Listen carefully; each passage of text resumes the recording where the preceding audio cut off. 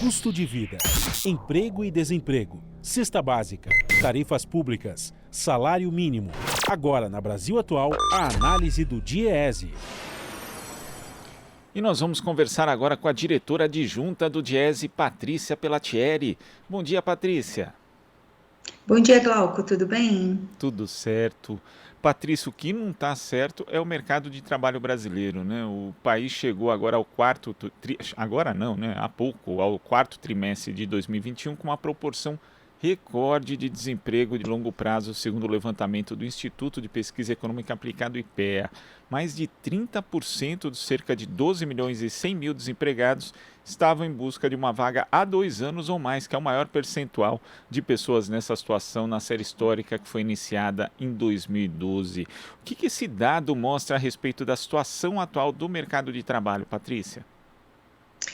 Então, Glauco, espero que muito brevemente a gente possa estar aqui nessa conversa, né, da manhãzinha, trazendo boas perspectivas e boas notícias. Eu acredito nisso, mas por enquanto o que nós temos de fato são indicativos de uma situação muito complicada no mercado de trabalho e neste momento, a gente não vê nenhuma movimentação que nos faça olhar para frente e achar que o mercado de trabalho tem perspectivas melhores. Então, esse dado que é do desemprego, o que a gente chama de desemprego de longa duração, o que significa aí a procura por emprego de forma contínua, por mais de ano, né, de 1 ano e mais, nesse caso é acima de 2 anos, portanto nós estamos falando de 2020 e 2021, 2 anos inteiros, né, é um indicativo, né, um dos indicadores que refletem aí exatamente o que a gente olha, o que a gente vê na rua, que são as mazelas mesmo do mercado de trabalho brasileiro, esse desmonte do mercado de trabalho brasileiro que se iniciou lá a partir do final de 2015, mas que se aprofundou a partir de 2016, né? E vem, então, nesse contínuo, nessa contínua desestruturação. Então, o que nós, olhando só 2021, mas a gente poderia voltar também para 2020, que os dados são ainda piores, porque estava no auge da pandemia, nós vamos ver um aumento contínuo desse desemprego de longa duração, né? Então, no primeiro trimestre, entre os desempregados, 23,5% estavam procurando emprego há mais de 2 anos. No segundo trimestre, esse percentual subiu para 25,7%, no terceiro trimestre para 28,9% e chegando aí no quarto trimestre de 2021 com 30,3%. Nós estamos falando de 3 milhões e 600 mil, pouco mais, quase 4 milhões de trabalhadores e trabalhadoras que estão nesse desemprego de longo prazo. E o porquê que isso é muito complicado? O desemprego já é uma situação muito difícil, tanto pessoalmente, socialmente, como também economicamente, né? Pensando aí nas perspectivas de desenvolvimento do país. Então, quanto mais tempo desempregado, mais difícil e piores são as consequências dessa situação, né? Além dessas consequências sociais, das relações que se esgarçam e das questões econômicas, que é a questão da produção da riqueza no país, tem também um efeito muito maléfico, um efeito psicológico muito maléfico, né? Afeta a vida das pessoas, a autoestima. Vários estudos mostram, inclusive, que o desemprego, e quanto mais tempo de desemprego, pior são essas consequências, aumenta muito os problemas de saúde física e mental também dos trabalhadores, né? Então, é tão grave essa situação que no final do ano passado, de 2021, o Tribunal de Contas Europeu divulgou um comunicado onde ele reconhece que o desemprego de longa duração pode ter consequências graves, tanto para os desempregados como para o crescimento e para as finanças públicas. Está dito explicitamente isso no comunicado.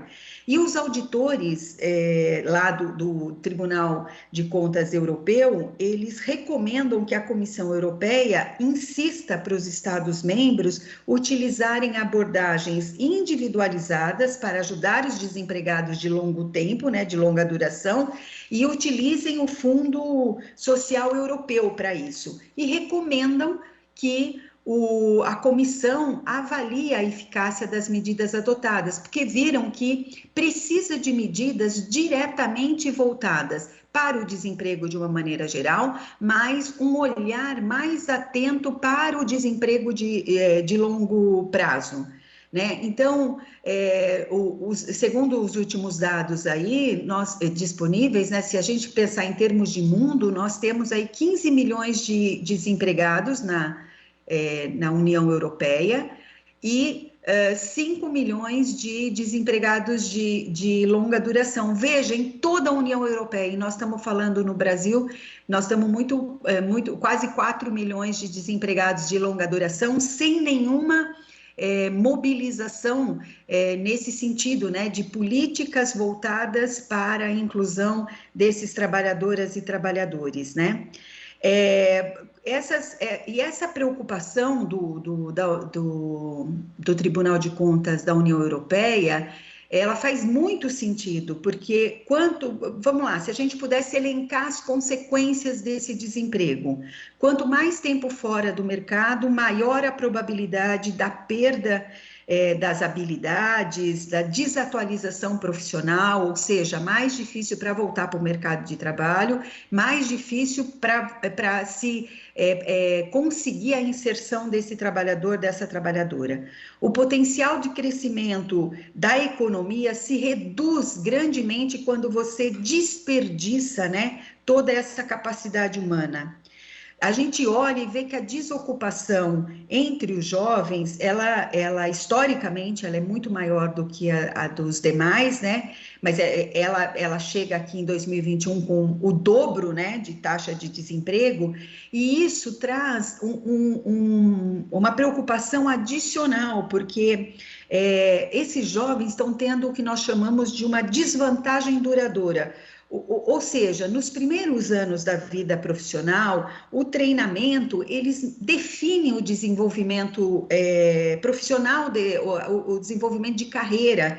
Então, na verdade, quando esses jovens ficam muito tempo desempregados no início de carreira, tem um desalento aí, tem um desperdício, inclusive, que pode não ser recuperável, né?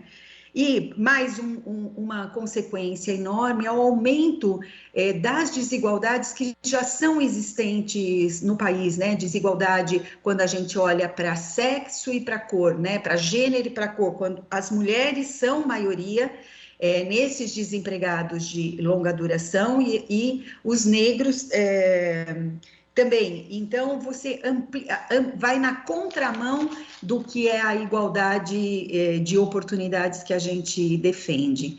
E, por fim, eu somaria, a gente precisa somar a esse número expressivo de desempregados de longo tempo com os desalentados, porque depois de tanto tempo procurando um emprego, sem encontrar, muitos, milhares vão para o desalento. No final de 2021, eram cerca de 4 milhões e 700 mil desalentados. E aí você soma com aqueles quase 4 milhões, nós temos aí um volume gigantesco de desperdício, olhando para a economia, de desperdício de capacidade, e olhando para a questão social, nós estamos condenando aí milhares de milhões, né, de trabalhadores e trabalhadoras a uma vida de pobreza e desalentada, o que é mais grave.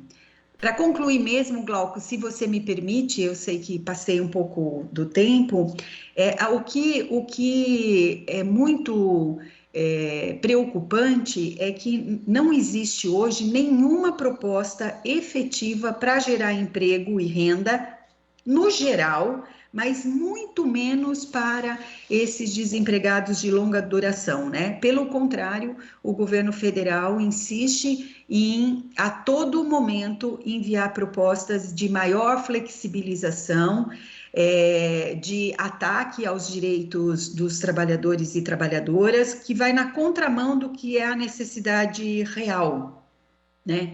Então, a gente tem ouvido e tem visto que o mercado de trabalho em 2021 vem se recuperando, mas eu vou pôr essa recuperação bem entre aspas, porque é um movimento natural de retomada de um tempo parado, então a volta, isso exige de fato uma retomada, mas é uma retomada com a geração de ocupações informais, mais precárias, e mesmo aquelas com carteira assinada que estão sendo geradas são empregos de menor qualidade em termos de condições de trabalho e remuneração. Então, se não houver políticas efetivas de geração de emprego e renda, deixar por conta somente da economia e do mercado, nós ainda amargaremos muitos anos pela frente nessa condição de miséria da classe trabalhadora brasileira. Patrícia, em termos dessa efetivação de políticas públicas voltadas para a geração de emprego, você citou também a questão dos jovens, das mulheres e dos negros, né? Teve um estudo que foi elaborado pelo próprio Ministério da Economia, pela Secretaria de Política Econômica, que foi divulgado em agosto, mostrando que a parcela de quem tem 17 a 29 anos corresponde a mais ou menos a metade desse contingente, né, dos desempregados de longo prazo, e as mulheres correspondem a 2/3 do total. Ou seja, além dessa efetivação de políticas públicas que possam promover a volta da geração do emprego formal no Brasil, também serão necessárias iniciativas voltadas para esses segmentos, para as mulheres, para os jovens, para os negros que já são atingidos por uma desigualdade crônica estrutural da sociedade brasileira? Não tenha dúvidas. Eu iria, inclusive, além. Não basta, porque, assim, nessa discussão sobre geração de emprego, tem muito isso. A gente vai fazer a economia crescer e, naturalmente, os empregos são gerados, né? Então, isso não é uma verdade absoluta. É claro que precisamos, sim, ter a retomada econômica para ter possibilidade de geração de empregos, mas precisa de políticas públicas voltadas especificamente para a geração de emprego com qualidade. E, portanto, nós estamos falando aqui de mudança na legislação trabalhista que foi colocada de ponta cabeça na reforma em 2017. Então, nós precisamos acertar esse desajuste que aconteceu e precisa, sim, de políticas voltadas para a inclusão das mulheres, dos jovens, dos negros e do desemprego, e olhando também para a questão do desemprego de longa duração. São políticas diferenciadas e não dá para contar com a benevolência do chamado mercado para dar conta dessa situação, porque a relação ela é muito assimétrica e as condições que foram colocadas para a negociação, para a disputa desse mercado, né? Quando você tem um volume tão grande de desempregados do exército de reserva, vamos dizer assim, e de quem está fora da força de trabalho, porque acabou saindo porque não encontra emprego, então nem entra nessa estatística, ela torna muito assimétrica essa relação entre os donos da produção e os donos dos meios de produção e os trabalhadores. Então, é preciso, sim, para equilibrar essas relações, que as políticas tenham o objetivo claro de fazer essas inclusões. Patrícia, muito obrigado pela sua participação aqui no Jornal Brasil Atual de hoje e até a próxima. Até mais, bom dia. Bom dia. Conversamos aqui com a diretora adjunta do DIEESE, Patrícia Pellatieri. Aqui você ouve as notícias que os outros não dão. Jornal Brasil Atual.